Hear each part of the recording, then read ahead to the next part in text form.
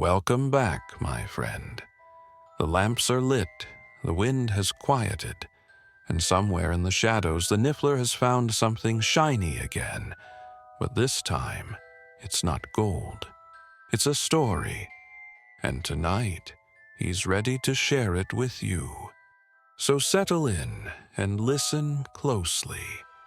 It begins like this. The September morning of 997 was special.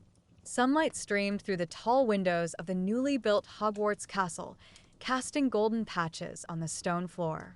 The air smelled of fresh magic, that particular blend of possibilities and dreams that always accompanies new beginnings. Godric Gryffindor stood in the center of what would soon become the Great Hall, watching a group of children gathered around the four founders of the school. These were Hogwarts' first students, only 23 boys and girls whose faces glowed with excitement and slight fear. "Now then, children," spoke Rowena Ravenclaw in her melodious voice, her long hair shimmering in the morning light like a silver waterfall. "It's time to choose your houses." Godric felt his heart tighten with excitement. They had planned this moment for so long, discussed every detail so carefully. But now, when it came to implementing their dream, everything proved much more complicated than it had seemed. The first boy, a curly-haired brunette with large brown eyes named Willie, uncertainly approached Salazar Slytherin. I want to be smart," he stammered. "Mother said intelligence is the most important thing." Salazar smiled his cold smile. "Intelligence is important, of course. But what are you willing to do for knowledge? What sacrifices will you make?" The child looked around fearfully and ran to Helga Hufflepuff, who warmly extended her arms to him. "Don't be afraid, dear," Helga said warmly, her round pink cheeks glowing with kindness. "In my house you'll find true friends and—" "But does he have the courage to protect those friends?" interrupted Godric, his green eyes looking seriously at the boy. "Courage is the foundation of everything else." The child became even more confused and nearly cried when Rowena gently placed her hand on his shoulder. "Perhaps we should first understand what truly lives in your heart," Rowena wisely observed. Godric watched this scene and felt something like guilt growing in his chest. This boy, and the other children too, had not the slightest idea what it meant to belong to one house or another. He simply wanted to learn, wanted to discover magic, wanted to find his place in this wonderful world. And they, the founders, were forcing him to make a choice whose consequences he could not comprehend. Godric turned away from this painful scene, and his gaze fell on a small girl standing apart. She had long chestnut hair and was quietly crying, clutching a fluffy owl to her chest. "Why are you crying, little one?" Godric asked gently, crouching down beside her. "I'm scared," she whispered. "My name is Agatha. I don't know where I should go. What if I don't fit anywhere?" These words struck Godric's heart directly. He remembered little Agatha with her fears. "Where did you get such an idea?" he asked carefully. Agatha wiped her eyes. "My aunt says I'm too cowardly for Gryffindor, too stupid for Ravenclaw, too selfish for Hufflepuff, and too soft for Slytherin." Godric felt anger rising in his chest. What heartless person could say such things to a child? "Your aunt is wrong," he said firmly. "Look at me." Agatha raised her eyes, large, gray, full of unconcealed kindness. "I see a girl who cares about her owl even when she's worried herself. I see a child who doesn't want to cause others trouble. This isn't weakness, Agatha. This is strength." The girl blinked in surprise. "Really? Really? And you know what? You remind me of myself as a child." This was true. Suddenly Godric remembered himself at age 11, a skinny, red-haired boy standing before his wizard uncle's house after his parents' death. He too had been afraid that he didn't fit anywhere, that no one would want him. "You were scared." Agatha couldn't believe it. "Very much so," Godric smiled. "I grew up in a Muggle family after my parents died. When my magic first manifested, I thought I was a monster. And when my uncle took me to the wizarding world, I was afraid I wasn't good enough as a wizard." Agatha listened with bated breath. "But do you know what a wise wizard told me?" Godric continued. He said, Bravery is not the absence of fear. It's the ability to do the right thing despite fear. What happened then? Then I realized that my goal wasn't to become fearless, but to learn to help others overcome their fears. That's why I founded Hogwarts with my friends, so that children like you and me would know there's a place where they'll be accepted as they are. Agatha wiped away her last tears and smiled shyly. "Thank you," she whispered. Godric gently patted her head and stood up. But this conversation left a deep mark on his soul. How many more children think they're wrong? How many of them fear not meeting someone's expectations? The next few hours passed in chaos. Some children rushed from one founder to another, trying to understand where they'd be better off. Others froze in fear, afraid of making the wrong choice. 3 of the oldest students refused to choose at all, declaring they wanted to study in all houses at once. Godric watched 12-year-old Felix, who stood in the middle of the hall spinning around, not knowing whom to approach. The boy was clearly intelligent, his eyes shone with wit, but at the same time he had a good heart and wasn't afraid to defend younger children. "Felix," Godric called to him. "Yes, Mr. Gryffindor? Tell me, what do you most love to do?" The boy thought, "I love reading about ancient spells, but I also love helping my younger brothers and sisters. And also, I dream of becoming such a powerful wizard that I can protect our family from dark wizards." Godric nodded. "See, you have qualities of all the houses, but which impulse is strongest in you?" "Protecting my family," Felix answered without hesitation. "Then you know the answer." The boy smiled and approached the Gryffindor table. But not all cases were so simple. 13-year-old Alicia stated directly, "I want to be a powerful witch. I don't care what others think." Salazar nodded approvingly. Finally, a child with ambition. But Godric saw something else in the girl's eyes. A deep wound was hidden there, pain from not being understood. "Alicia," Godric said gently, "why is it so important to you to be powerful?" The girl bristled. "That's none of your business." "Perhaps. But I noticed how you looked at little Agatha when she was crying. You wanted to comfort her, didn't you?" Alicia blushed. "So what?" "Nothing bad. Just curious. Why does a girl who says she doesn't care about others worry so much about someone else's tears?" Tears appeared in Alicia's eyes. "Because I know what it's like when no one understands you," she whispered. "I want to be strong so I can protect people like her. But everyone thinks I'm just arrogant." Godric felt his heart squeeze with compassion. How many children hide behind masks, afraid to show their true nature. By evening, Godric felt emotionally drained. He sat in his room, a simple but cozy room in a tower overlooking the lake. On the table before him lay lists of students who had finally been distributed among the houses, but it resembled more the result of a lottery than thoughtful sorting. Before his eyes constantly appeared the faces of children, Agatha with her fears, Felix with his confusion, Alicia with her hidden wounds. Each child had their own story, their own dreams and fears. How could they ask them to make a choice without understanding their true needs? "We're doing something wrong," he muttered, removing his favorite hat and placing it on the table. This hat had accompanied him for over 20 years. Made from the finest leather, it was somewhat worn from constant wear, but that's what made it so dear to Godric's heart. The hat remembered every adventure, every battle, every moment of victory and defeat. Sometimes it seemed almost alive. It knew its master's habits so well. Godric remembered how he got this hat. It was a gift from his mentor, an old wizard named Merlin Ambrosius, when Godric turned 17. "This hat has seen much," Merlin had said then. "It remembers the wisdom of past years. Wear it with honor, young man, and it will remind you who you truly are." At the time, Godric hadn't fully understood these words. But now, after days of working with children, he was beginning to realize the hat truly held something more than just material. It preserved memories, experience, a piece of the soul of all who had worn it. Godric touched the brim of the hat, and suddenly an idea struck him. What if they created something like this hat, but with magic? Something that could look into children's hearts and see their true essence? He took the hat in his hands, and examined it carefully. The dark brown leather was soft from years of wear, the edges slightly frayed, but there was special beauty in this. On the inner side of the hat remained barely visible magical runes, protective spells that had been on it from the beginning. "What if you could speak?" Godric asked quietly. "What if you could tell me what you see when you look at people? What if you could see what's hidden in little Agatha's heart or in proud Alicia's soul?" Of course, the hat didn't answer.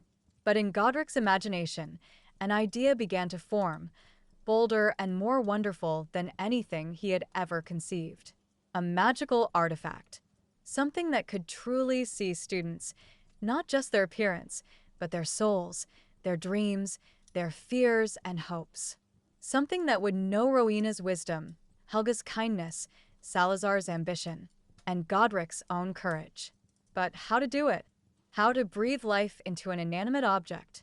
How to teach it to understand human hearts, as his mentor had understood them? He stood and approached the window. The lake below shone in the moonlight, and around the castle stretched the heather moor, the same wild moor where he was born and raised. The wind whispered something ancient and wise, and it seemed that the very earth encouraged him in this new endeavor. Suddenly Godric remembered his mentor's words. "The strongest magic is not that which compels, but that which understands. Not that which conquers, but that which helps to flourish." "Perhaps it's not about magic," he said quietly to his reflection in the window. "Perhaps it's about love. Love for the children who had entrusted their future to them. Love for the magic that had united for such different people in one dream. Love for knowledge passed from teacher to student like sacred fire." If he could put this love into the hat, if the other founders also shared their wisdom, if they could create something that wouldn't judge children but help them understand themselves. Godric returned to the table and took up his quill. His hand trembled with excitement as he wrote the first note. "Dear friends, I have an idea. An idea that could change the future of our school and help every child find their true calling. Today I saw fear in children's eyes, fear of not meeting expectations, fear of being rejected, fear of making the wrong choice. We must find a better way. Please gather tomorrow morning in my room. I have a plan that may seem mad, but I believe that together we can bring it to life. With respect and hope. Godric." He sent the notes by owl and returned to the window. Somewhere far beyond the castle, a light glowed in the window of a lonely cottage. Perhaps a family of wizards lived there, dreaming that their children would someday study at Hogwarts. Perhaps in that light burned the same hope that now kindled in Godric's heart. Perhaps there too was a child who feared they didn't fit anywhere. A child who needed not a judge, but a wise mentor. "Tomorrow," he whispered, touching his hat. "Tomorrow something new will begin. Something that will help every child feel accepted." And the hat lay on the table, silent and patient, not yet knowing what wonderful fate awaited it. But before going to sleep, Godric decided to walk through the castle. He needed to see how the children lived after this difficult day, how they felt in their new homes. First, he went to Ravenclaw Tower. Climbing the spiral stairs, he heard muffled voices. The children weren't asleep yet, discussing their impressions of the first day. "Did you hear how Professor Ravenclaw told us about ancient runes?" a boy was saying excitedly. "Yes." "And tomorrow she'll show us real magical crystals," a girl replied. Godric smiled. The Ravenclaw children were already planning their research. Good. Next was Gryffindor Tower. Here the atmosphere was livelier. Children were telling each other stories about their family's brave deeds, planning future adventures. "My uncle says a true Gryffindor never retreats before danger," one of the boys proudly declared. "And my grandmother always said, courage isn't the absence of fear, but the ability to do the right thing despite it," a familiar girl added quietly. Godric stopped. This was Agatha, the same girl who had been crying that morning. Now she sat in a circle with other children and shared her wisdom. Her voice sounded more confident, and fear no longer lived in her eyes. "Your grandmother is a wise woman," said the boy next to her. "You're right." Godric's heart filled with warmth. Perhaps the day hadn't gone so badly after all.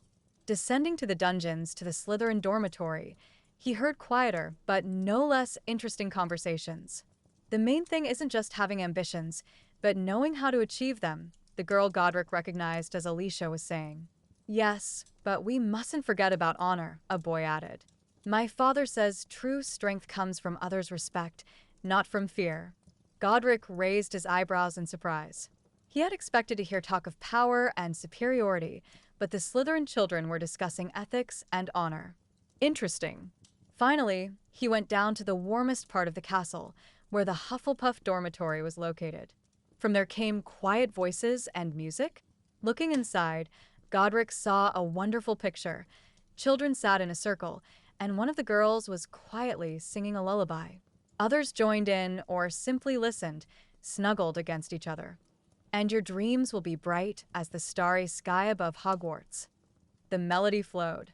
Among the listeners, Godric noticed little Willie, the same boy who had rushed between the founders that morning. Now he looked calm and happy, embraced by the care of older children. Willie, are you feeling better? The singing girl asked quietly. Yes, the boy nodded. I'm not afraid anymore. It's so warm and cozy here. That's because we're family now, she smiled. In Hufflepuff, we always take care of each other. Godric stepped away from the door with a heavy heart. On one hand, he was glad the children had found their places and felt comfortable. On the other hand, he understood that their sorting had been more a happy accident than the result of wise planning. Returning to his room, he met Helga, who was also walking the corridors with a warm cup of milk and honey. Can't sleep? She asked quietly. Thinking about the children, Godric confessed. And you? The same. I'm worried about little Willie. He's so sensitive. I just saw him. He looks happy in Hufflepuff. Helga smiled. Children adapt faster than we do. But that doesn't mean we did everything right. They walked in silence, each absorbed in their thoughts. Helga, Godric finally said, what if there were a way to better understand children? To see not what they say, but what truly lives in their hearts. Helga stopped and looked at him with interest. What do you mean? I don't know exactly yet, but I have an idea. Tomorrow I'll tell you all. She nodded. If it will help children feel more confident in their choice, I'll support any idea.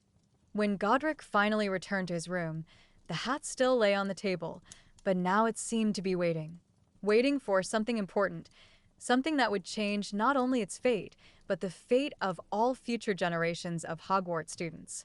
Tomorrow, old friend, Godric whispered, gently touching the brim of the hat. Tomorrow we'll begin something incredible.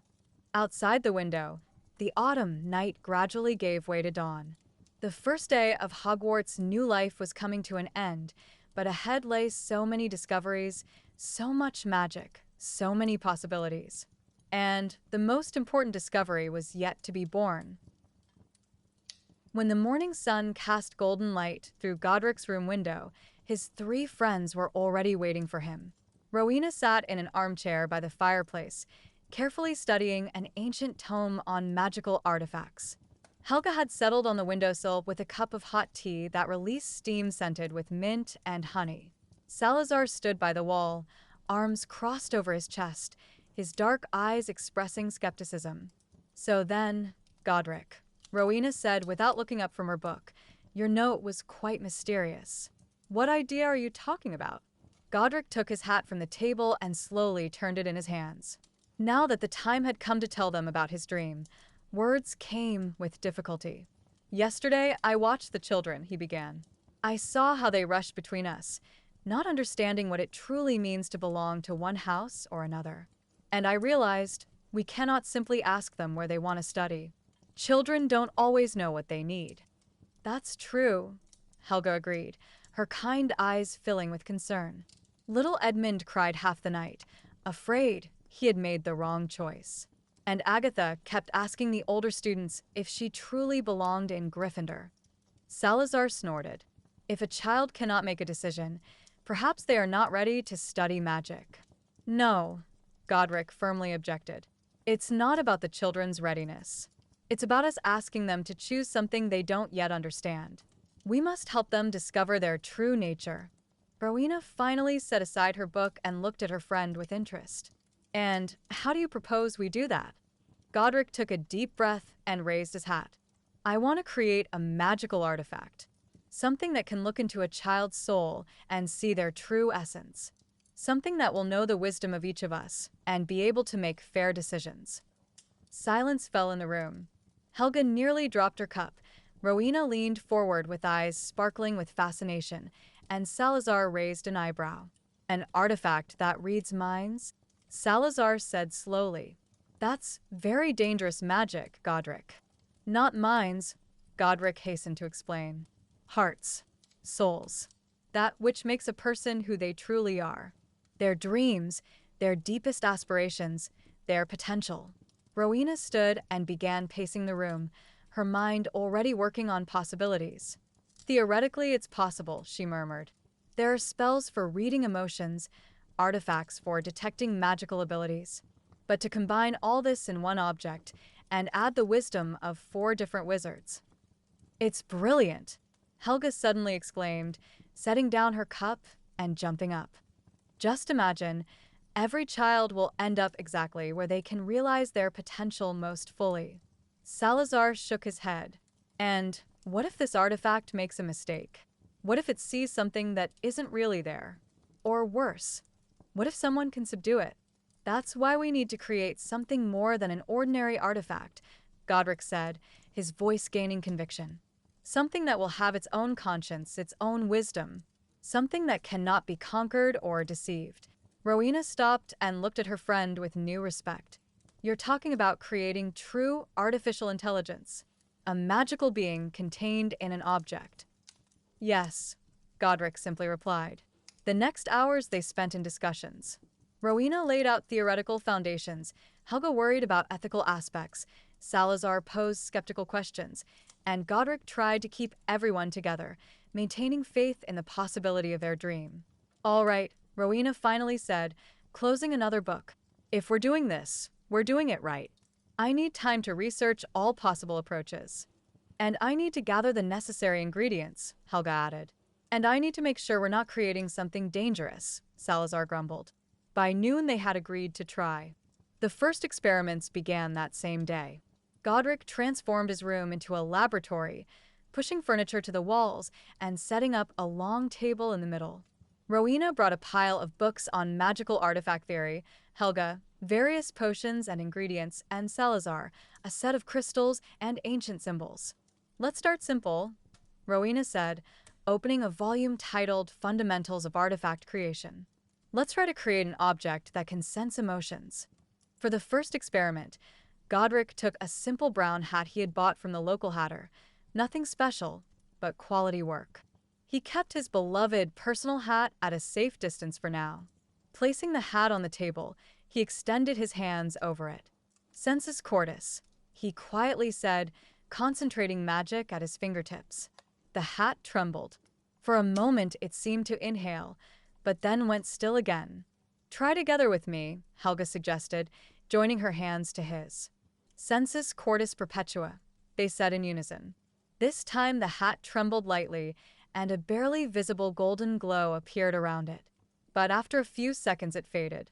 Not enough power, Rowena noted. We need something stronger.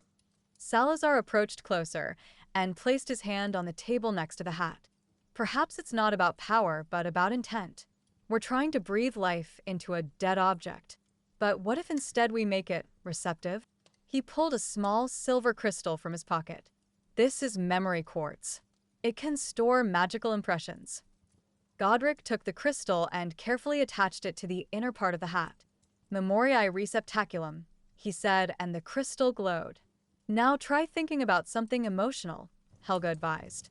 Godric closed his eyes and remembered the moment when they first saw the nearly completed Hogwarts. Joy, pride, hope, all these feelings he directed into the crystal. The hat suddenly jumped on the table, as if someone had pushed it. It's working, Godric exclaimed. But when he tried to put on the hat, it began to tremble uncontrollably and make strange sounds resembling groans. Take it off, Helga cried. Godric quickly removed the hat, and it immediately calmed down. Too many emotions at once, Rowena explained. It needs to learn to process them gradually. Or we need a different approach, Salazar said thoughtfully the next morning. What if we try mirror magic? He brought an ancient mirror in a silver-decorated frame. This is a mirror of truth, he explained. It shows not appearance, but inner essence. They took a new hat, black, simple but sturdy, and carefully secured small mirror fragments inside, speaking a binding spell. Now try, Salazar said. Godric put on the hat and immediately cried out. Images flashed before his eyes, not his own memories, but something else. Dark corners of his soul, fears he tried to hide, doubts about his own worth. What do you see? Helga asked with concern. Moments when I was afraid, Godric whispered. When I doubted myself. When I didn't know if I was doing the right things. He quickly removed the hat, trembling. This is too personal, too painful. We can't subject children to this. The mirror shows truth, but not always the truth that needs to be seen, Salazar agreed.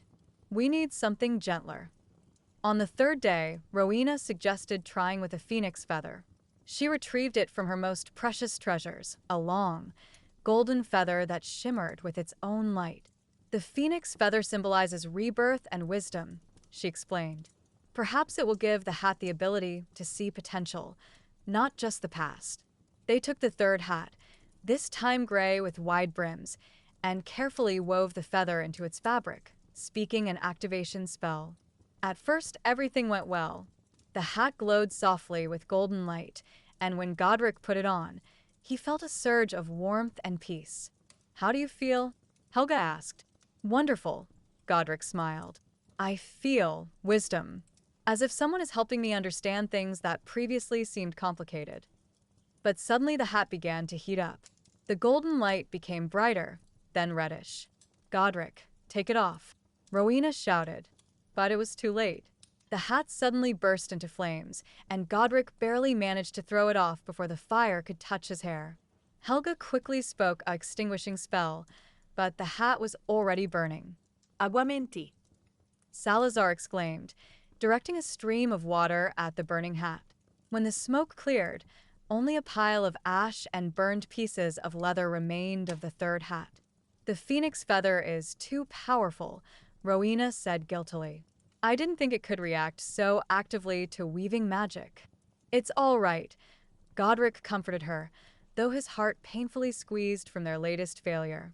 We'll find another way. On the fourth day, Helga suggested a radically different approach. What if we try with a living creature? She said, holding a small glass jar with a bowtruckle inside. A living creature? Godric was surprised. Bowtruckles are very intelligent, she persuaded, and they can sense magic. If we make one of them the center of the artifact. Salazar skeptically shook his head. Helga, that's cruel. We can't imprison a living being for our experiments. Not imprison, she corrected. Invite to cooperate. I spoke with this bowtruckle. He's agreed to help if we promise he can leave if he wants to.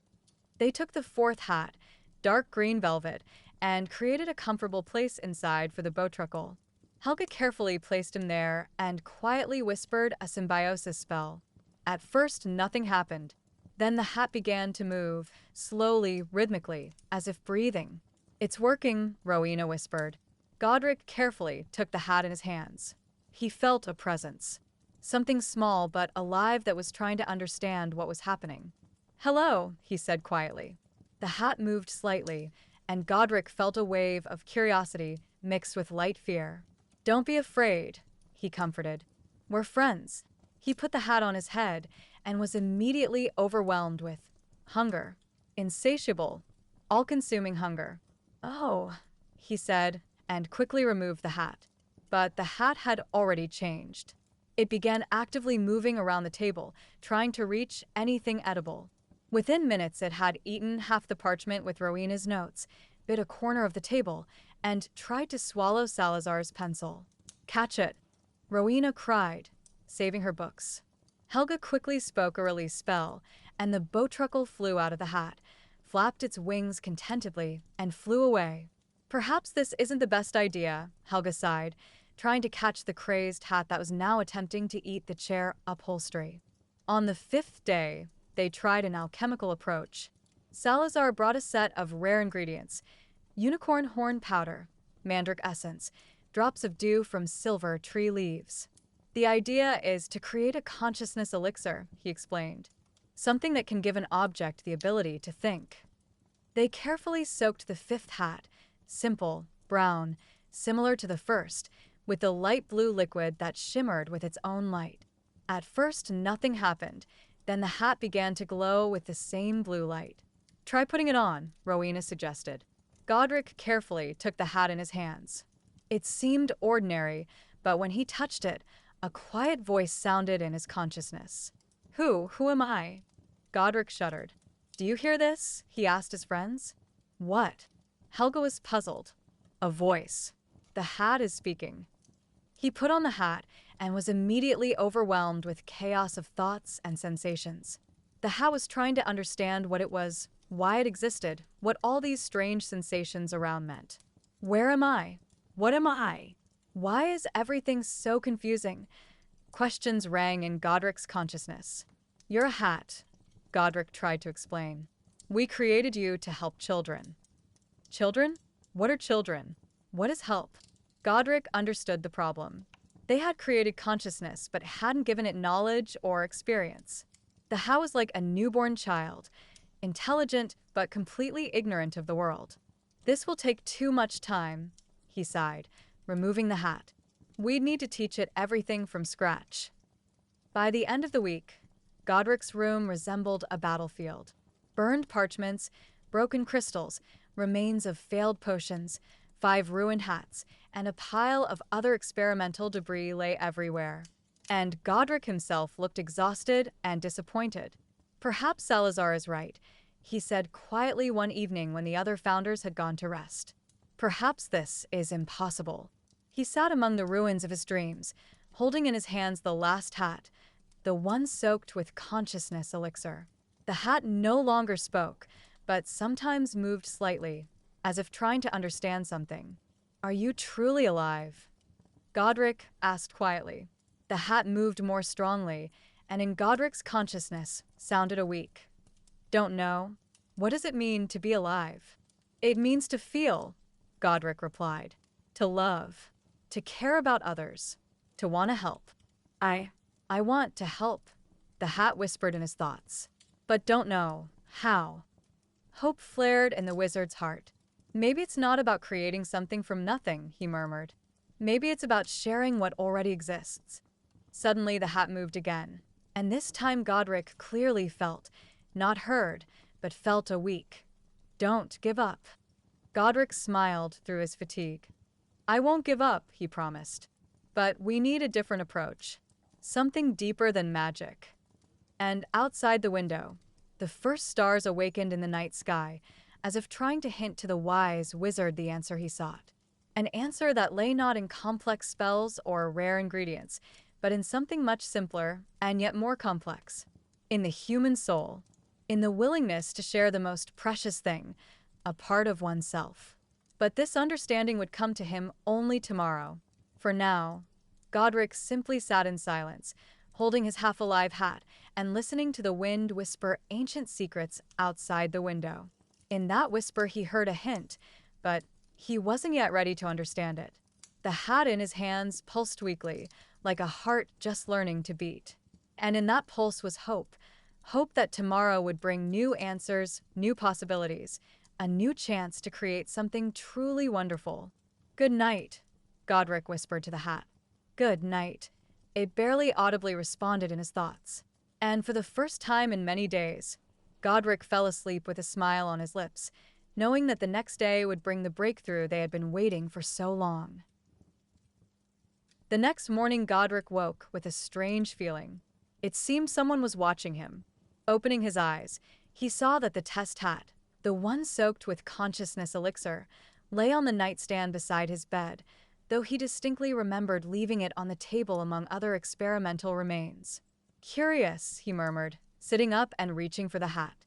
As soon as his fingers touched the soft brown leather, someone's thoughts flashed through his consciousness. Not words, but rather emotions and images. Curiosity, loneliness, and something like hope. Good morning, Godric said quietly. The test hat moved slightly, and Godric felt a weak wave of warmth. There was a knock at the door, and Rowena entered with a large scroll of parchment under her arm. Godric, I had an idea during the night, she said, unrolling the parchment on the table. Look at this. On the parchment was drawn a complex magical symbol for intertwined rings with countless runes and signs around them. This is a connection diagram, Rowena explained, her eyes burning with excitement. I understand now what we were missing. We were trying to create something new from nothing. But what if instead we put a piece of each of us into the hat? Godric stood up, intuitively sensing the rightness of this idea. A piece of ourselves? Not just memories or emotions, Rowena continued. A piece of our essence, our wisdom, our understanding of what it means to belong to our house. At that moment, Helga burst in with a basket of fresh rolls and tea. Sorry for the early hour, but I couldn't sleep, she said breathlessly. I had a strange dream last night. I saw the four of us standing in a circle holding hands, and above us flew a hat that was singing. Salazar appeared in the doorway, just in time to hear the last words. Singing, he asked skeptically. Hats don't sing, Helga. Anything is possible in dreams, she replied gently. And this wasn't an ordinary dream. It was a prophecy? A vision? I don't know. But I felt that this song was the most beautiful sound in the world. Godric took the test hat and felt it tremble in his hands. It reacts to our conversations, he said quietly. Last night it even tried to speak with me. All three friends looked at him in surprise. Really? Helga whispered. What did it say? Rowena asked with interest. Godric smiled. It told me not to give up. Salazar approached closer and examined the hat carefully. Perhaps Rowena is right. Perhaps we really need to give it a piece of ourselves. But how? Helga asked. Rowena extended her wand and touched the center of her diagram. A binding ritual. Ancient magic that allows sharing essence between several people or objects. Very rare and very powerful. And very dangerous, Salazar added. Everything worthwhile is always dangerous, Godric replied. The question is whether we're willing to risk it for our students. Salazar thought, his dark eyes looking somewhere deep within himself. There's one thing you should know about this ritual, he said slowly. When you share your essence, you don't just give something. You also receive. We will become closer. You'll understand things that others have always kept secret. You mean we'll be able to read each other's minds? Helga worried. Not minds, Salazar objected. Deeper. Your most secret fears, your greatest hopes, moments you've never told anyone about. Silence fell in the room. Each of the wizards wondered whether they were ready to open their souls to their closest friends. I'm ready, Helga finally said, her voice firm despite a slight tremor. If this will help children, I'm ready to share everything. Rowena nodded. And science demands sacrifices. And this is the noblest science of all. All eyes turned to Salazar. He was silent for a long time, struggling with something inside himself. I have dark moments, he finally said. Things I'm ashamed of. What if they change your attitude toward me? Godric approached his friend and placed a hand on his shoulder. Salazar, we all have dark moments. But friendship isn't about perfection. It's about acceptance. And about trust, Helga added. And about understanding that our flaws make us human, Rowena finished. Salazar took a deep breath. All right, I agree. They spent the entire day preparing for the ritual. Rowena studied ancient texts, clarifying every detail of the procedure. Some pages were so ancient that she had to use special spells to decipher them. Here's something interesting, she murmured, reading a particularly worn volume. It says the ritual is best performed during a full moon, when magical currents are strongest. But it also warns that participants must be in harmony with each other. What does in harmony mean? Godric asked. Without anger, without jealousy, without hidden resentment. Rowena reread. Complete openness and trust. Helga prepared special potions to help them control the flow of magic. Her tiny kitchen transformed into an alchemical laboratory. Cauldrons with boiling liquids of various colors stood everywhere. This is a calming potion, she explained, stirring a golden brew. It will help us maintain clarity of mind during the ritual. And this, she showed a silvery liquid, is a binding potion. A few drops on the tongue will enhance our magical compatibility. Salazar created protective circles to secure the process. He worked with mathematical precision, measuring each symbol, each rune. His magic was cold and controlled, but Godric saw how his hands trembled. Nervous? Godric asked quietly. Yes, Salazar honestly admitted. I've never shared my essence, even with closest friends. It's frightening. And Godric meditated with the test hat, trying to establish a deeper connection with this strange creature they had accidentally created. He sat in silence, holding the hat on his knees, trying to understand what was happening in this half-conscious mind. How do you feel? He mentally asked. Incomplete, came the answer. As if I'm missing something important. I can feel your emotions, but don't understand them. I see your memories, but don't know what they mean. Soon that will change, Godric promised. Soon you'll become greater than any of us. In the evening, when preparations were nearly complete, the four friends sat by the fireplace to discuss the philosophical aspects of what they were about to do. I've been thinking about what it means to belong to a house, Rowena began. Is it about who you are or who you can become? Good question, Godric mused. I always thought courage was a natural quality. Either you have it or you don't. But you told Agatha that courage can be developed, Helga reminded. Yes, Godric nodded. And the more I think about it, the more I understand. Perhaps houses aren't about who you are now, but about what kind of person you want to become. Salazar stirred the fire with a poker. In my house, there will be children who want to achieve greatness. But greatness can be self-sacrifice for others, discovering new knowledge, or creating beauty. Exactly, Rowena said excitedly. Wisdom isn't limited to book learning. There's wisdom of the heart, wisdom of hands, wisdom of compassion. Helga smiled, and loyalty and kindness can manifest differently. Someone will be loyal to friends, someone to ideals, someone to justice. Then our hat must see not only what is, Godric summarized, but what can be. Potential, not just reality. It must be wiser than each of us, Rowena added. And kinder, Helga whispered. And braver, Godric said. And see greatness where others see only ordinariness, Salazar finished. The hat lying on the table nearby trembled slightly, as if agreeing with their words. When the sun set behind the horizon and the full autumn moon rose above the castle, the four friends gathered in the largest room of Godric's tower. All furniture had been removed, and a complex diagram with 4 circles at the edges and one large one in the center was drawn in chalk on the floor. Candles were arranged in a precisely determined pattern, creating soft, flickering illumination. In the central circle lay not the test hat with the elixir, that remained on the table, quietly pulsing with its weak consciousness. Instead, Godric had placed his personal, beloved hat, the very one that had accompanied him for 20 years, remembered every adventure, preserved a piece of his soul. Why not the one that's already alive? Helga asked. Because that hat has only fragments of consciousness, Godric explained. But this one, he gently touched his precious hat.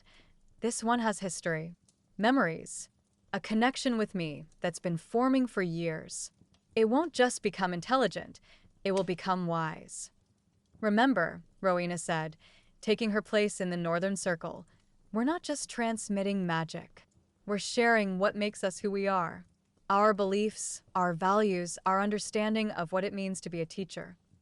Helga stood in the eastern circle, her kind face glowing with determination. I'm ready. Salazar took his place in the south, his dark eyes looking seriously at the hat. And I. Godric stood in the western circle and extended his hands toward the center. Then let's begin.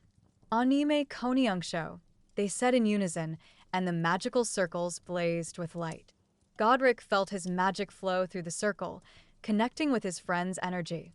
This wasn't like ordinary spellcasting, it was something much deeper, more intimate. He felt Rowena's presence, her brilliant mind and boundless thirst for knowledge. He felt Helga's warmth, her unconditional love for all living things. Even Salazar's cold but deep passion for perfection. But most amazing, he felt their fears and doubts. Rowena was afraid that her mind might separate her from other people. Helga worried that her kindness might be perceived as weakness. Salazar trembled at the thought that his ambitions might harm those he loved. Now, Rowena said quietly, think about what you want to transmit. Godric closed his eyes and focused on his deepest beliefs. Courage. But not courage as absence of fear. He understood this from talking with Agatha. Courage as willingness to do right despite fear. As protection of those who cannot protect themselves. As faith that every person deserves a chance to prove themselves.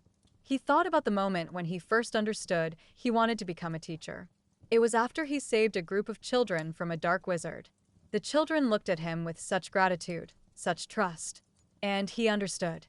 The greatest courage isn't victory in battle, but willingness to teach others to be brave. He felt these thoughts and feelings flow from him to the hat, transforming into something tangible, almost alive.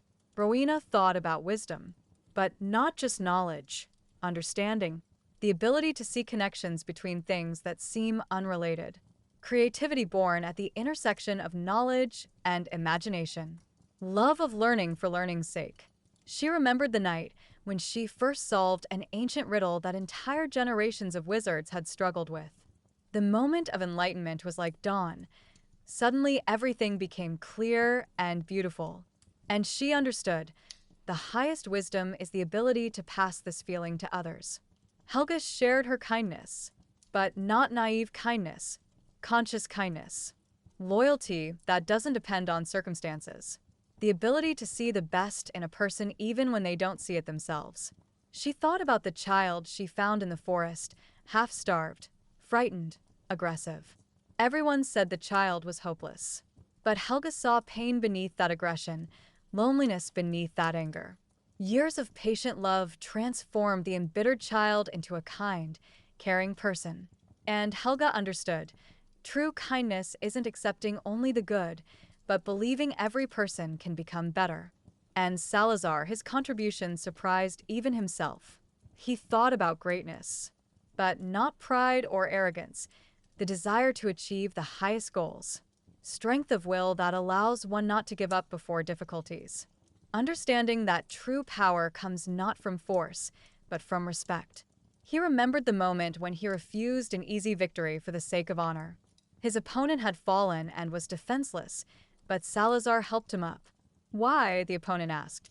Because true greatness is shown not in victory over the weak, but in turning an enemy into a friend, Salazar replied. And he understood. The highest ambition is the desire to make the world better. The magic in the room thickened like honey. The air shimmered with multicolored lights, golden from Godric, blue from Rowena, yellow from Helga, green from Salazar. All these colors flowed to the center, where the hat lay. And suddenly the hat spoke. Not aloud.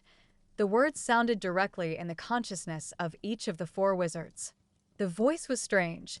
It contained echoes of all their voices, but was simultaneously unique. I feel, the hat whispered. I feel your hearts, your dreams, your fears. Helga gasped with delight, but didn't stop the ritual. Godric, the voice continued, and infinite tenderness sounded in it. You fear that your courage might become cruelty, that in anger you might harm those you protect. Godric shuddered. This was his deepest fear, which he had never told anyone. Rowena, the hat addressed her, you worry that your knowledge might separate you from others, that you might become so intelligent you forget what it means to be human. Helga, you tremble at the thought that your kindness might be perceived as weakness, that people will take advantage of your trust. And you, Salazar, the hat paused for a moment. You most fear that your ambitions might harm those you love, that in striving for greatness, you might become a monster. Silence fell in the room. Each wizard felt the most secret part of his soul laid bare. But I also see, the hat continued gently, and infinite wisdom sounded in its voice, that these very fears make you wise. They prevent your virtues from becoming vices. Courage without self-control becomes cruelty.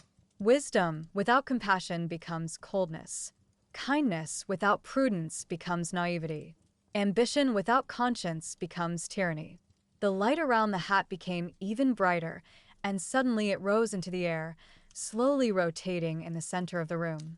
"I understand now," it said, and new confidence sounded in its voice. "You created me not to judge children, but to help them find themselves. Not to divide, but to unite each with the place where they can flourish.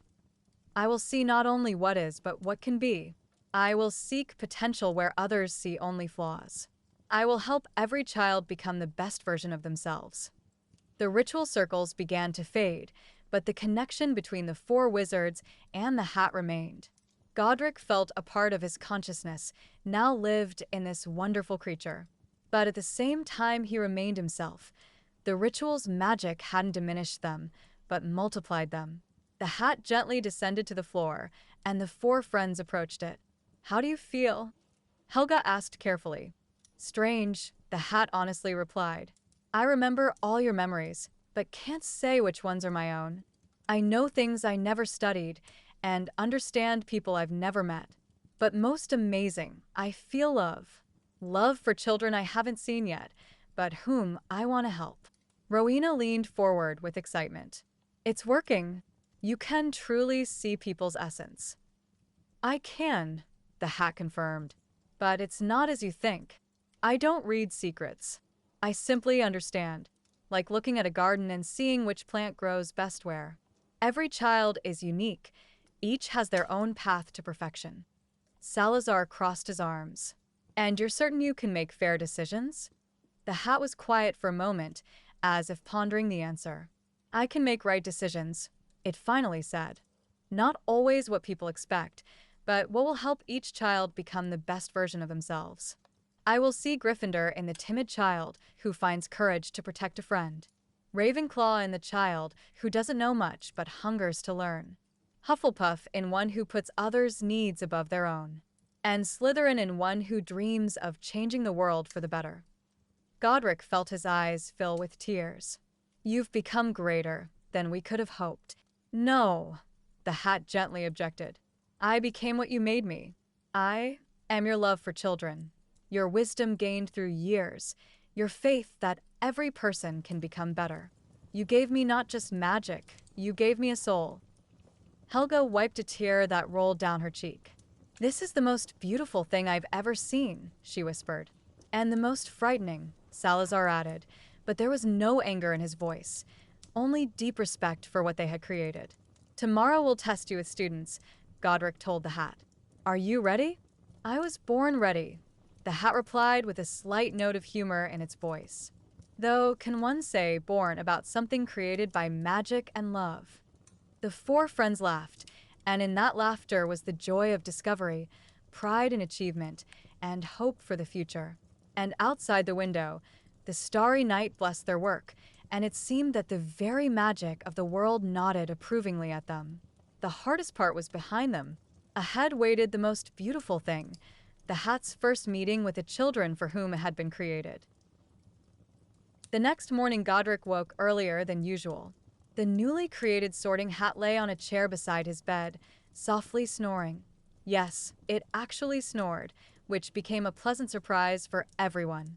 "Good morning," Godric said quietly. "Oh, hello," the hat replied cheerfully. "I wasn't sleeping." "Well, not exactly. I was thinking, meditating. It's hard to explain. I was pondering the children I'll meet today." Godric smiled as he dressed. "Are you nervous?" "Very," the hat honestly admitted. "What if I make a mistake? What if the children don't want to trust me? What if—" "Hey," Godric gently interrupted, taking the hat in his hands. "Remember what you told Salazar yesterday about fears?" "That they make us wiser," the hat replied quietly. "Exactly. Your nervousness shows you understand the importance of what you're doing." The other founders entered the room, all slightly tense with anticipation. "Well then," Rowena said, "time to introduce our creation to the students." They had agreed to start with a small group of volunteers, 8 students who hadn't definitively decided on their house or had doubts about the correctness of their choice. The meeting took place in a small, cozy room on the third floor. Soft armchairs stood in a semicircle, with a simple wooden table in the center. The window overlooked the lake, where the morning sun painted golden reflections on the water. Eleanor was the first to enter, a girl with long chestnut hair who could talk to plants. She shyly greeted everyone and sat on the edge of a chair, pressing a small potted flower to her chest.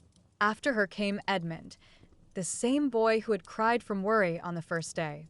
He looked less frightened than then, but still nervously fingered the edge of his robes. The twins Thomas and Timothy entered together, as always holding hands. Their identical blonde heads turned in sync, studying the room. Beatrice entered with her head held high, a confident girl from an aristocratic family who claimed all houses simultaneously. The last three were new faces: Cornelius Fogg, a shy boy with large glasses; Miranda Blackthorne, a girl with dark hair and piercing gray eyes; and Garrett Windsor, a tall 13-year-old boy with a proud bearing. "Children," Godric began when everyone was seated, "we want to show you something special. Something that will help you better understand yourselves." He placed the sorting hat on the table. In the morning light, it looked dignified, old but respectable, with barely visible traces of magic shimmering across its surface. "Is it really alive?" Eleanor whispered, her flower in the pot turning its leaves toward the hat, as if sensing its presence. "In a certain sense, yes," Helga replied. "It can sense your emotions and help you understand where you'll feel best." Edmund fearfully pressed against the back of his chair. "Will it hurt me?" "May I answer myself?" The hat suddenly spoke. The children gasped. Cornelius actually jumped in his chair, while Miranda leaned forward with eyes sparkling with curiosity. "Hello," the hat said gently. "They haven't thought of what to call me yet, but that's not important. What matters is that I'm here to help you. Edmund, I would never hurt anyone. It's not my nature." The boy cautiously peered from behind his chair. "How do you know my name?" "I sense your thoughts and emotions," the hat explained. "I don't read them like a book, but simply understand you. For example, I know you're very intelligent, but you're afraid others won't notice." Edmund straightened in surprise. "That's true. And I also know," the hat continued, "that you love ancient stories and dream of becoming a researcher of magical artifacts." The boy's eyes lit up. "Yes. But how?" "It's written in your heart," the hat simply replied. Salazar exchanged approving glances with the other founders. The hat was behaving perfectly, not frightening the children, but rather intriguing them. "What about me?" Beatrice asked impatiently. "I want to belong to all houses at once." The hat chuckled quietly. The sound was strange but pleasant, like the rustle of autumn leaves in a gentle breeze. "Beatrice, you truly have qualities of all houses. You're intelligent like a true Ravenclaw, brave like a Gryffindor, loyal like a Hufflepuff, and ambitious like a Slytherin." The girl proudly puffed out her chest. "See, I told you, but," the hat continued gently, "there's one quality that predominates in you over others. Do you want to know which one?" "Yes. You crave justice. Nothing upsets you more than when someone is treated unfairly. You're ready to fight for truth, even if it's disadvantageous to you personally." Beatrice pondered. "That's true," she said slowly. "But which house does that belong to?" "What do you think?" the hat asked. The girl thought for several minutes. "Probably Gryffindor? It takes courage to fight for justice." "Correct," the hat said approvingly. "See, it's not about what qualities you have, but how you use them." Next was Eleanor. The girl carefully approached the table and crouched beside the hat, still holding her potted flower. "Can you really see into hearts?" she whispered. "I can," the hat replied quietly. "And in your heart, I see amazing kindness. You care about everyone around you, plants, animals, people. Even about me, though we just met." Eleanor nodded. "Mother says that's my weakness." "Your mother is wrong," the hat said firmly. "The ability to care for others is enormous strength, but it's important to learn to care for yourself too." "Which house do I belong to?" the girl asked. "What do you think yourself?" Eleanor pondered. "Probably Hufflepuff. I love helping others." "Yes," the hat confirmed. And I know you'll make your house a better place with your presence.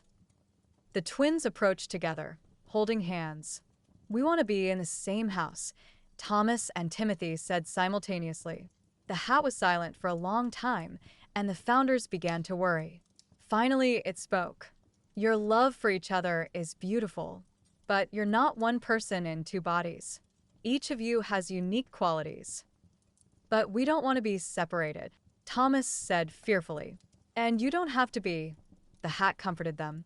Houses aren't prisons. You can spend as much time together as you want. But imagine how interesting it will be to share experiences from different houses. Timothy thought, are we really so different? Thomas, the hat addressed the first twin, you love solving puzzles and inventing new games. Your imagination knows no bounds. When you see a complex problem, you don't get scared, you get excited about the possibility of solving it. And Timothy, it continued, addressing the second, you always stand up for the weaker ones and would never let anyone hurt your brother. Yesterday, you stepped between an older boy and a little girl he was teasing, even though you were scared yourself. The twins looked at each other with new understanding. Timothy, Gryffindor? Thomas guessed. And you, Ravenclaw, Timothy added. But we'll still be together, they said in unison. Always, the hat promised. The most difficult case turned out to be Cornelius Fogg. The shy boy categorically refused to approach the hat. I don't want to, he whispered when Helga gently called him. What if I don't fit anywhere? These words painfully struck Godric's heart. He remembered little Agatha with her fears. The hat seemed to also feel the boy's pain. Cornelius, it said very gently, please come. I want to tell you about what I see in your heart. The boy slowly approached the table, trembling all over. The hat gently settled on his head. Oh, my little friend, the sorting hat said warmly. Why are you so afraid? There's so much light in your heart, so much kindness. You care about others more than yourself. You're always ready to help, even when you're afraid yourself. This is true courage, doing the right thing despite fear. Cornelius looked up in surprise. Really? But I'm a coward. Courage isn't the absence of fear, the hat gently explained. It's the willingness to act rightly despite fear. And in this you're a true master. Yesterday you returned a lost owl to its owner, even though you were afraid to approach the older students. The day before you shared your lunch with a boy who forgot his, even though you were hungry yourself.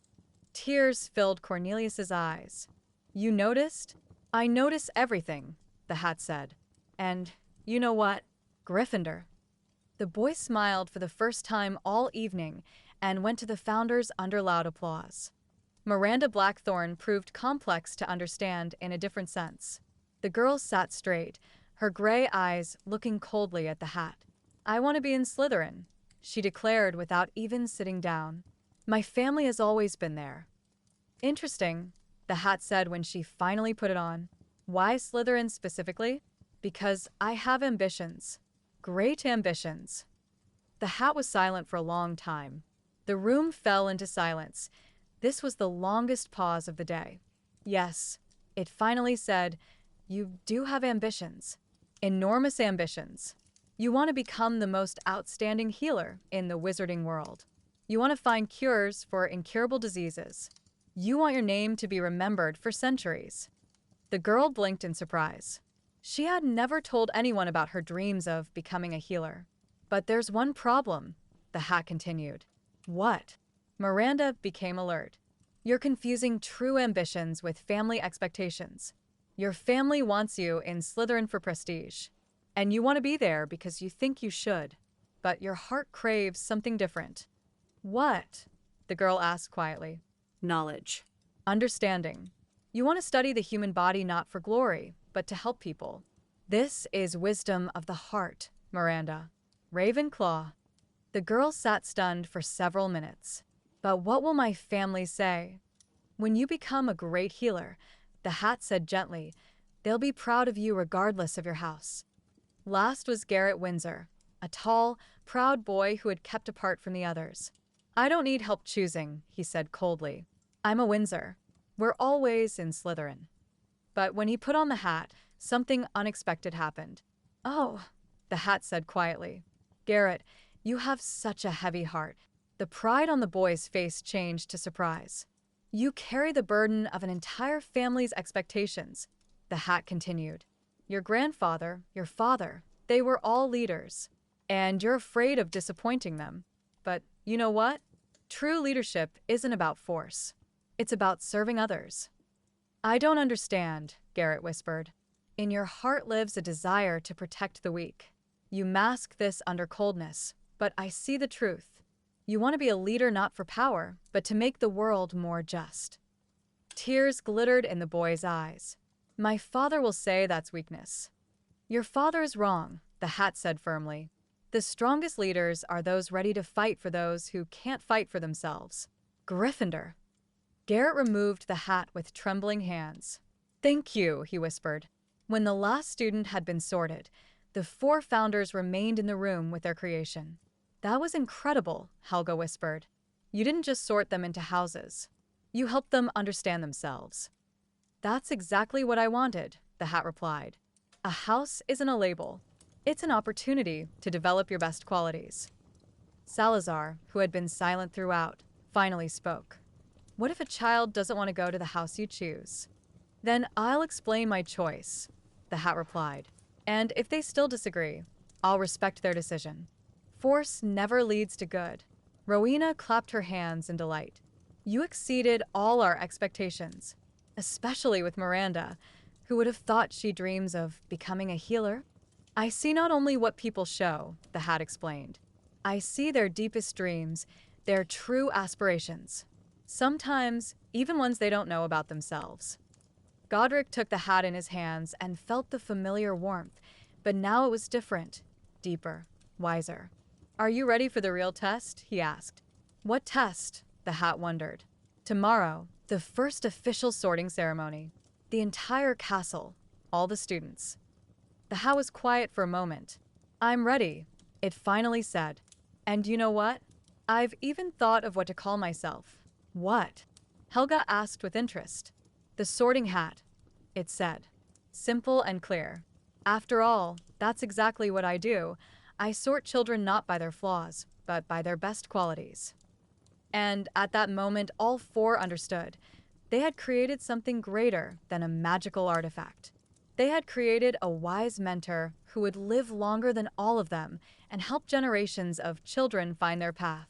And the Sorting Hat quietly enjoyed the warmth of human hands and thought about tomorrow, when it would sing its song for the entire school for the first time. The Great Hall of Hogwarts had never looked so magnificent. Hundreds of candles levitated beneath the enchanted ceiling, which reflected the autumn stars in all their glory. The first winter snowflakes fell gently in the magical sky overhead, vanishing before reaching the floor. Long tables decorated with house emblems awaited their new residents. Gryffindor's gold shimmered in the candlelight, Ravenclaw's silver and blue sparkled with cold elegance, Hufflepuff's yellow and black radiated warmth and coziness, while Slytherin's green and silver glowed with mysterious aura. And in the center of the hall, on a simple wooden stool, lay an ancient hat that was about to change Hogwarts' history forever. Godric nervously adjusted his robes and glanced at the Sorting Hat. Today they would officially present it to the entire school, not just to new students, but to those who had already been studying here for a year. "Everything will be fine," the hat murmured quietly, sensing its creator's excitement. "I know," Godric replied. "It's just this is so important. Today a tradition is born that may last for centuries." Rowena approached them, holding a new scroll with student names. 19 children, she said, her voice trembling with excitement. "Some are quite young, 11 years old. Others are older. They had private tutors or transferred from other schools." Helga walked around the Great Hall, checking that everything was ready. She adjusted the air temperature with a light wave of her wand to keep the children comfortable and rearranged candles for better lighting. Salazar stood by the Slytherin table, his face expressing a mixture of pride and deep concern for their creation's future. The older students were already seated at their tables, excitedly whispering among themselves. They had heard rumors about a magical hat, but nobody knew exactly what awaited them. Professors. 15-year-old Albert Rosenwald, one of Ravenclaw's oldest students, said quietly, "Is it true that the hat is alive?" "You'll see." Rowena smiled mysteriously. "The children are coming," announced one of the older students who was watching by the entrance doors. The doors of the Great Hall opened, and a group of children entered the room. 19 pairs of eyes looked around in awe at the levitating candles, at the enchanted ceiling, at the house banners, at the faces of older students. But most of all, their attention was drawn to the hat on the stool. The youngest was 9-year-old Luna Selwyn, an exception made for a child with extraordinary magical abilities. She held her older brother Marcus's hand, a serious 13-year-old boy with dark eyes. Beside them walked the Westwood twins Vivian and Viola, 12-year-old girls who kept whispering to each other. Jasper Stone, a sturdy farm boy, Arabella Fenwick, a girl from an aristocratic family who tried to hold her head high but betrayed her fear with a slight trembling of her lips. Among the older ones were Sebastian Lestrange, a 14-year-old boy with cold gray eyes and proud bearing, Isabella Macmillan, a girl who had previously studied at home and was now entering school for the first time, and Theodore Knott, a rich wizard's son who kept looking around as if evaluating everything he saw. "Is it really alive?" one of the younger girls whispered. "They say it can read minds," a boy beside her quietly replied. Whispers spread through the hall, and older students leaned forward, trying to get a better look at the hat. Godric stepped forward and raised his hand, calling for silence. "Dear students," he began, his voice carrying throughout the hall thanks to magical amplification, "today is a special day for Hogwarts. Today we use a new method of sorting into houses for the first time." He gestured toward the hat. "This is the sorting hat. It was created by us, the 4 founders, to help every student find their true place in the school." The silence in the hall was almost tangible. Everyone stared at the hat, waiting to see what would happen next. And then the sorting hat spoke. But not in ordinary speech, it sang. Its voice was melodious and deep, filling every corner of the hall, echoing from the high walls. "Oh, children young, you've come to learn, but ere your stories can begin, I need to know where you belong, which house will be your home within. Have you the courage, bold and true, like Gryffindor, so brave of heart? Or wit beyond the common measure, like Ravenclaw, so wise and smart? Perhaps you're loyal, just and kind like Hufflepuff, so good and true? Or cunningly ambitious-minded, like Slytherin, with goals to pursue? Don't fear me, children. I'm your friend. I see the depths within your soul. I know where each of you belongs, where you'll achieve your destined goal. So come now, sit upon this stool, and let me rest upon your head. I'll show the path that's right for you, and Hogwarts will be home instead." When the song ended, stunned silence reigned in the hall. Then someone among the older students began to applaud, and in a moment the entire hall erupted in applause that echoed from the vaulted ceiling. "Incredible!" exclaimed Eloise Raskin, a 4th-year Ravenclaw. "It really sings," whispered Draco Malfoy, a 3rd-year Slytherin, in amazement. "I've never heard anything like it," murmured Professor Flitwick, the small wizard who taught charms. Rowena stepped forward with a scroll of names. "When I call your name," she addressed the new students, "approach the stool, sit down, and put on the hat." Luna Selwyn, the youngest student, uncertainly approached the stool. The hat was too big for her and almost covered her face. "Oh," the sorting hat said quietly, so only she and those sitting nearby could hear. "What an amazing vision of the world. You see things others don't notice. You see beauty in the simplest moments and understand connections between things that seem unrelated. Your imagination is boundless, and your thirst for knowledge insatiable. Ravenclaw." The last word rang so loudly that it was heard throughout the hall. The Ravenclaw table erupted in applause, and little Luna ran to them with a wide smile, where she was met with warm embraces. Marcus Selwyn. Luna's older brother approached the stool with more confidence. The hat barely touched his head. A protector," the hat said. "You always care for your sister, ready to leap to her defense against anyone. But this isn't limited to family. You instinctively stand up for all who are weaker." a powerful sense of justice lives in your heart. Gryffindor. Marcus smiled and nodded to his sister before joining the Gryffindor table. Cassandra Montgomery. An elegant girl with dark chestnut hair approached the stool with her head held proudly high. Her robes were more expensive than others, and a family signet ring glittered on her finger. Interesting, the hat said, settling on her head. Very interesting. You were born for leadership, that's obvious. But what kind of leadership will you choose? You have intelligence, courage, and ambition. However, strongest in you is the drive for perfection. Not for boasting, but for the sake of achievement itself. You're ready to work hard to become the best version of yourself. Slytherin. The Slytherin table rumbled approvingly, and Salazar smiled with pride. Sebastian Lestrange. The proud 14-year-old boy approached the stool with a cold expression. The hat lingered long on his head. Silence fell in the hall. Everyone knew the Lestrange name, an old, powerful family with a long history in Slytherin. Interesting, the hat finally said. Very interesting. You have all the qualities of Slytherin: ambition, cunning, the ability to achieve your goals. But I also see something else. Deep inside lives a desire to prove you're more than your surname. You want to create your own path, not follow in your ancestors' footsteps. Sebastian shuddered. No one had ever seen his doubts. You can achieve greatness in any house, the hat continued. But where can you become the person you truly want to be? Where will you learn to value people for their actions, not their birth? Hufflepuff. A burst of surprise rolled through the hall. A Lestrange in Hufflepuff? This was unexpected. Sebastian sat stunned for several seconds, then slowly removed the hat and looked at the Hufflepuff table, where he was met with friendly smiles. Amazing, Helga whispered to Godric. The hat sees what even we don't see. And so it continued.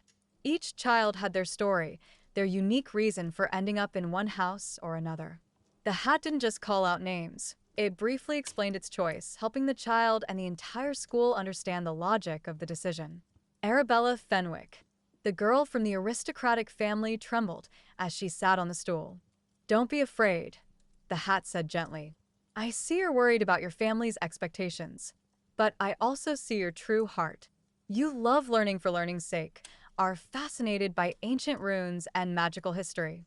Your memory is impressive, and your thirst for knowledge genuine. Ravenclaw. Jasper Stone. The sturdy farm boy sat on the stool, his hands accustomed to physical labor nervously gripping the edge of his robes. Oh, a hard-working soul, the hat said approvingly. You know the value of honest work and never seek easy paths. But most importantly, you have a golden heart. Always ready to help a neighbor during harvest, to share your last bread with the hungry. Loyalty isn't an empty word for you. Hufflepuff. Adrian Blake. A tall 13-year-old boy with penetrating green eyes approached the stool. His movements were confident, but caution could be read in his eyes. A strategist, the hat said approvingly. You always think several steps ahead. You see opportunities where others see only obstacles. Your ambitions are great, but they're directed toward creating something important. You want to leave a mark in history, but not for glory, for real change. Slytherin. Adrian confidently walked to the Slytherin table, where he was met with approving nods. The most complex case proved to be the Westwood twins. Vivian Westwood. The first sister sat on the stool while the other anxiously watched from the crowd. The hat was silent for a long time. Very long. People in the hall began to whisper. Difficult, the hat finally murmured. Very difficult. You and your sister, you're very different, but at the same time very similar. You have courage, intelligence, kindness, and ambition. But what dominates? It fell silent again. I see. A strong thirst for justice. You can't calmly watch injustice. Ready to fight for those who can't fight for themselves. Gryffindor. Viola Westwood. The second sister approached the stool with even greater nervousness. And you, the hat said, are different. Your strength is in understanding people. You always know when someone is sad and try to help. Your kindness is quiet but deep. You create harmony around yourself. Hufflepuff. The sisters looked at each other across the hall and smiled. They were in different houses, but their bond was stronger than any boundaries. Valerian Crabbe, a sturdy 12-year-old boy, approached the stool with a serious expression. He wasn't highly intelligent, but determination could be read in his eyes. "Oh, faithful warrior," the hat said warmly. "You may not be the smartest, but you have something more valuable: unwavering loyalty and readiness to protect those who trust you. You understand the power of unity and know that true strength comes from allies, not from fear." Slytherin. Valerian nodded and confidently walked to the Slytherin table. The most dramatic case was Theodore Nott, the rich wizard's son who clearly expected to end up in Slytherin. Theodore Nott. The boy approached the stool with a confident stride, but when the hat settled on his head, his confidence vanished. The hat was silent for a very long time, the longest of the entire evening. "Oh," it finally said quietly. "Oh, Theodore, you have such a torn heart." Absolute silence fell in the hall. You grew up thinking a person's worth is determined by their wealth and birth. But deep inside you know this isn't true. You saw how your father treated house elves, and it saddened you. You saw how he scorned lesser wizards and felt discomfort. Theodore sat motionless, but his hands trembled. "You have a choice," the hat continued. "You can follow the path expected of you, or you can choose your own path. A path where you'll learn to value people for their hearts, not their treasures. Where you'll become who you truly want to be: kind, just, wise." Hufflepuff. Theodore removed the hat with trembling hands and looked at the Hufflepuff table. Their warm smiles and acceptance awaited him, which he had never known at home. When the last student had been sorted, Godric rose from his seat at the teacher's table. "Dear students," he said, "today you have witnessed the birth of a new tradition. The sorting hat will live in Hogwarts long after we are gone. It will help generations of children find their place, their path, their purpose." He looked at the hat with pride and tenderness. "But remember, your house doesn't define who you are. It only shows where you can develop your best qualities. True magic isn't in which house you belong to, but in how you use your talents for good." Salazar rose from his seat. An unusually gentle smile was on his face. "I want to say something," he said. "When Godric first told us about his idea, I had doubts. It seemed to me we were creating something dangerous. But today I understood. We created something beautiful." He looked at each table in turn. "Looking at your faces, I don't see rivals from different houses, but members of one big family, the Hogwarts family." The applause that followed these words was the loudest of the entire evening. When the official part ended, the feast began. The tables instantly filled with dishes: roasted chickens, roast beef, stewed vegetables, puddings, and tarts. But most important, conversations. Older students actively got acquainted with newcomers, telling them about life at Hogwarts. At the Gryffindor table, Marcus Selwyn listened to stories about older housemates' brave deeds, while at the Ravenclaw table, little Luna eagerly asked about the school's most complex riddles. Sebastian Lestrange initially sat silently at the Hufflepuff table, but gradually relaxed under the influence of his new housemate's sincere friendliness. "Don't worry," Cedric Diggory, a fourth year, said quietly to him. "Here, it doesn't matter where you came from. Only who you want to become matters." At the teacher's table, the four founders watched their students with warm smiles. "Look at them," Helga said quietly. "They're no longer just children from different families. They're a true community." "The hat did more than we could have hoped," Rowena agreed. "It didn't just sort them. It helped each one understand their purpose." Salazar nodded. "And most importantly, it showed that difference doesn't mean hostility. Different houses can complement each other." Godric nodded. "Look at Cassandra and Adrian in Slytherin. The hat saw in them not cruelty or arrogance, but true leadership and striving for perfection. And Valerian showed that even simple loyalty can be great strength." When the feast ended and students dispersed to their dormitories, the four founders remained in the Great Hall with the sorting hat. "Well," Rowena said, "how do you feel after your first official day of work?" "Tired," the hat honestly admitted, "but happy, very happy." Each child was like a separate melody, and together they created a beautiful symphony. Helga gently stroked the hat's brim. You were perfect, especially with little Luna and Sebastian. Luna reminded me of myself as a child, Rowena said quietly. The same dreamy view of the world. And Sebastian showed that even the deepest prejudices can be overcome, Salazar added. I'm proud that you sent him to Hufflepuff. There he'll learn to see value in every person. The hat pondered. What about Theodore? Why did you send him there too, instead of to my house? Salazar asked with interest. Because true strength comes not from birth, but from choice, the hat replied. He was born into privilege, but doesn't know how to value ordinary people. Hufflepuff will teach him to value hearts, not status. And when he understands this, he'll become a true leader. Wise, Salazar nodded. Rowena began tidying the hall for the next day. You know what amazes me most? She said. Each child left with their house not just satisfied, but with understanding. They know now not only where they are, but why they're there. That was the goal, Godric replied. Not just to sort, but to help understand. In the following days, the sorting hat quickly became an integral part of Hogwarts life. It hung in the Great Hall on its stool, and students often approached it for advice. Hat, Luna Selwyn asked one day, why did you send me to Ravenclaw and not Hufflepuff? I love helping others too. Because your help is special, the hat replied. You help people see the world anew.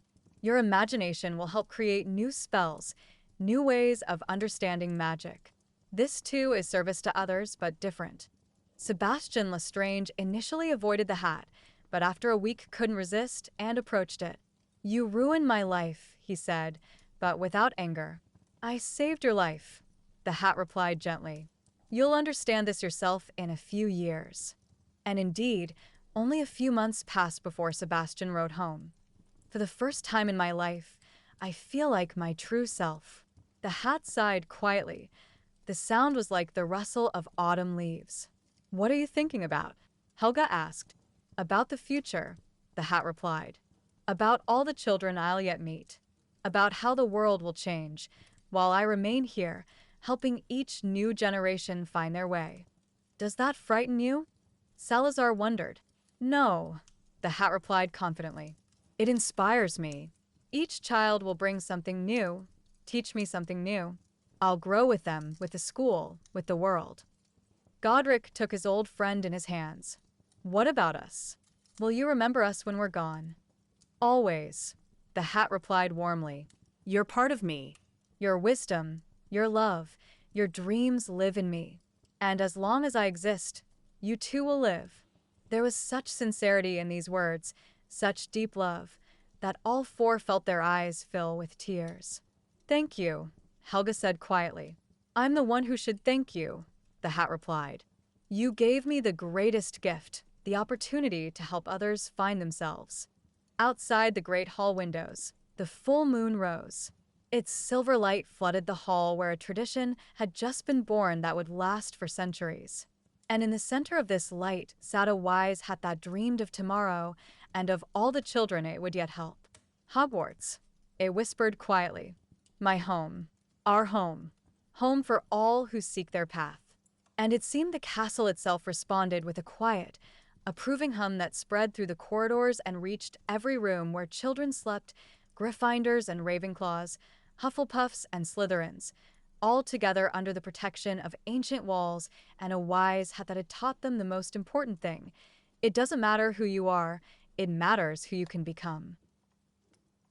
Many years passed. The four founders had long since departed this life, but their legacy lived in every stone of Hogwarts, in every school tradition, and most of all, in the old wise hat that year after year continued its mission. Children came and went. The world changed. Dark times gave way to light, wars to peace, despair to hope. And the Sorting Hat remained constant in its wisdom and love for every child who sat on that same wooden stool in the Great Hall. And every year, before the start of sorting, it remembered that first day when it sang its first song. It remembered Godric's warm hands, Rowena's wise eyes, Helga's kind smile, and Salazar's complex soul. It remembered little Luna with her amazing vision of the world, brave Marcus who protected his sister, proud Sebastian who learned to value hearts over status, and all the other children it had helped find their home. And then it looked at new faces, full of hope and fear, and thought, another generation, another chance to help someone find themselves. And that was the best reward for all its long years of service. Because true magic isn't in spells and charms. True magic is in the ability to see the best in every person and help that best flourish. And the Sorting Hat had more of this magic than anyone else in the world. And they lived happily ever after, as fairy tales say. But this wasn't a fairy tale. This was a true story about how love and wisdom can create something eternal. Something that helps others find their way home.